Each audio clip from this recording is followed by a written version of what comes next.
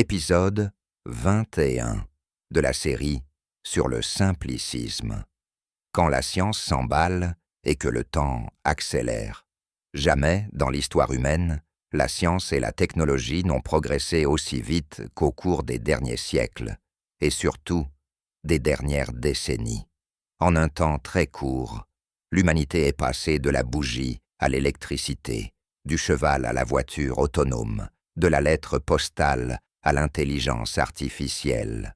Les frontières de l'univers sont explorées, le génome est décrypté, et même la conscience devient un objet d'analyse technique. Pourtant, face à cette explosion d'outils, une vérité demeure brute et indiscutable. L'être humain n'a pas changé. Il naît, grandit, souffre, vieillit et meurt comme ses ancêtres les plus lointains. Il reste fragile, il doute, il tombe malade, et au bout du compte, il meurt.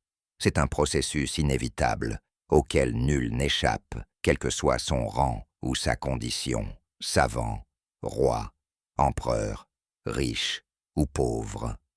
Même les prophètes et les envoyés de Dieu ont traversé cette loi universelle, car la mort n'est pas une exception, elle est la règle de la condition humaine. Le simplicisme propose une lecture claire de ce contraste. Ce n'est pas une contradiction, c'est un signe. Si la science progresse alors que l'homme demeure périssable, c'est parce que Dieu le veut ainsi. Dieu permet le progrès non pour diviniser l'homme, mais pour l'éprouver et rendre le message accessible à tous. Pourtant, certains placent leur confiance absolue dans la science et ignorent cette inéquation profonde entre l'essor spectaculaire des connaissances humaines et la fragilité persistante de la condition humaine. Ils voient dans le progrès technique une promesse de souveraineté, comme si l'accumulation du savoir pouvait abolir la limite fondamentale de l'existence. Le simplicisme, au contraire, explique cette inéquation.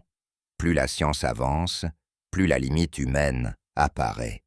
Il met en garde contre le piège du scientisme, cette croyance selon laquelle la science pourrait expliquer tout le réel, résoudre toute souffrance et maîtriser la destinée humaine. La science est claire, mais elle ne remplace ni la sagesse, ni la foi, ni la reconnaissance envers celui qui a donné à l'homme la faculté même de connaître. Dans le même mouvement, une autre réalité se manifeste. Le temps semble accélérer. Les inventions, les crises et l'information se succèdent à une vitesse inédite. Les jours passent comme des heures, les années comme des semaines. Le monde court, et l'âme humaine, souvent, ne suit plus. L'histoire du savoir humain ressemble à une courbe étrange, lente pendant des millénaires, puis soudainement presque verticale à l'époque moderne. Révolution industrielle, électricité, informatique, Internet, intelligence artificielle, tout s'accélère. Le simplicisme ne nie pas l'effort humain, mais rappelle que la science n'est pas une souveraineté indépendante. Dieu ouvre, permet et enseigne. Le Coran le dit. Il a enseigné à l'homme ce qu'il ne savait pas. Dans cette perspective, les découvertes apparaissent comme des ouvertures accordées au moment voulu. La technologie rend aujourd'hui possible une diffusion mondiale du message. En quelques secondes, un verset ou un rappel peuvent atteindre les continents. Mais ces outils n'ont pas changé l'essence de l'homme. Il peut envoyer des sondes dans l'espace, mais il ne peut empêcher ses cheveux de blanchir.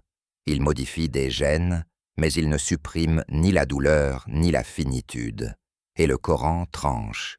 Toute âme goûtera la mort. Ainsi, la science progresse, mais l'homme demeure périssable. Cette permanence est un rappel. Devant cette fragilité, certains rêvent d'immortalité technologique, cryogénisation, transfert de conscience, promesse d'un retour par la machine. Le simplicisme y voit une vieille tentation, vaincre la mort sans Dieu. Or la limite est absolue, Le Coran rappelle, c'est lui qui donne la vie et la mort. Et quand il décide une chose, il lui dit seulement « sois » et elle est.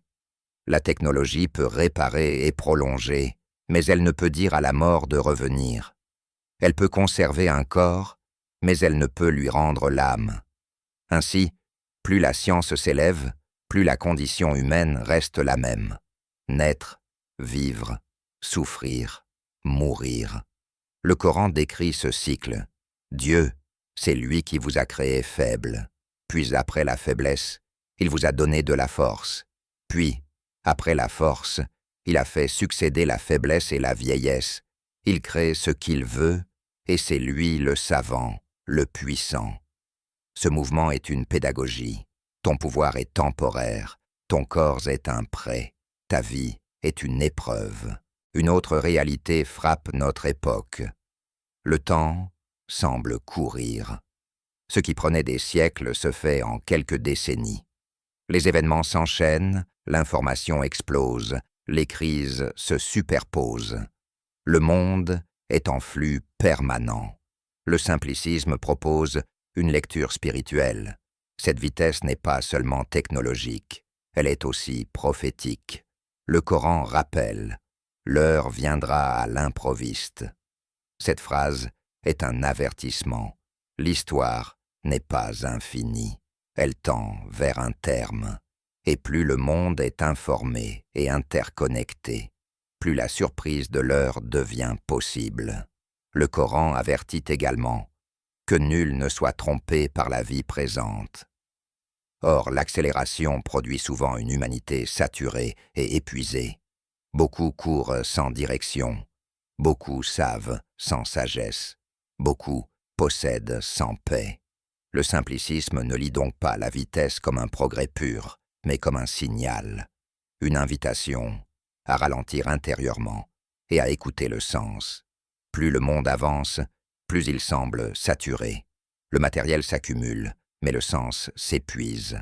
Les promesses modernes se fatiguent, les idéologies s'effritent, et les âmes restent anxieuses malgré le confort.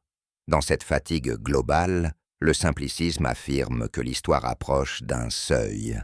Non pas forcément un seuil visible immédiatement, mais un seuil de sens. Le Coran rappelle la permanence ultime. Tout ce qui est sur elle doit disparaître, et il restera le visage de ton Seigneur, plein de majesté et de noblesse. Tout change, tout s'éteint, tout se termine, sauf Dieu. Dieu est la seule constante. C'est précisément parce que tout accélère que l'homme est invité à revenir à l'essentiel. Ainsi se dégage une lecture simple. La science progresse de manière fulgurante, mais l'homme reste mortel. Le monde s'accélère, mais l'âme s'épuise. Tout devient possible, sauf l'essentiel. Abolir la mort, créer le sens, échapper au retour. La science est un outil, le temps accéléré est un signe, et l'homme est au cœur d'une épreuve. Va-t-il s'enorgueillir ou se réveiller? Car si l'heure vient soudainement, la préparation commence aujourd'hui. Le simplicisme ne demande pas de fuir le monde, mais de lire le monde. Il rappelle que la vraie lucidité n'est pas de courir plus vite, mais de savoir où l'on va. L'heure viendra à l'improviste. Alors demeure une question silencieuse.